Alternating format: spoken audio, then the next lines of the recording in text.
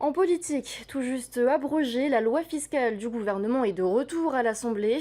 Le texte a été débattu ce matin en commission de l'économie et des finances. Difficile de savoir s'il va rester tel quel ou être modifié tant les discours divergent. Voyez les explications dans ce reportage de Laure Philibert et Esther Parao-Cordette. Les représentants de la majorité derrière le président de l'Assemblée ce matin.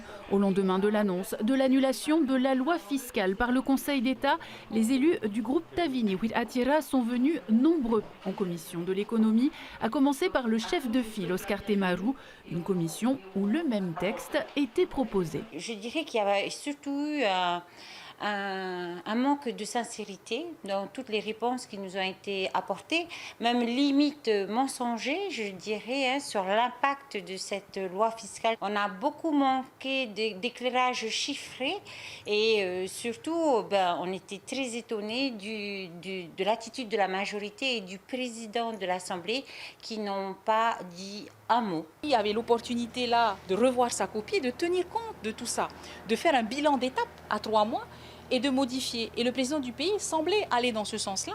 Lorsqu'on entend en séance de commission un ministre de l'économie qui est dans le déni total en nous disant « Ah ben non, on ne va rien changer », que finalement, oui, le président a dit qu'il y aurait ça, mais on verra. On s'est réunis, mais en fait, c'est flou. C'est finalement au travers d'une conférence de presse que le président de l'Assemblée s'est exprimé sur cette annulation. Si plusieurs élus de la majorité étaient à ses côtés, personne n'a pris la parole pour aller dans son sens. Il aurait peut-être fallu que la commission me présente quand même un rapport, puisque le texte a été adopté. La majorité a adopté le texte.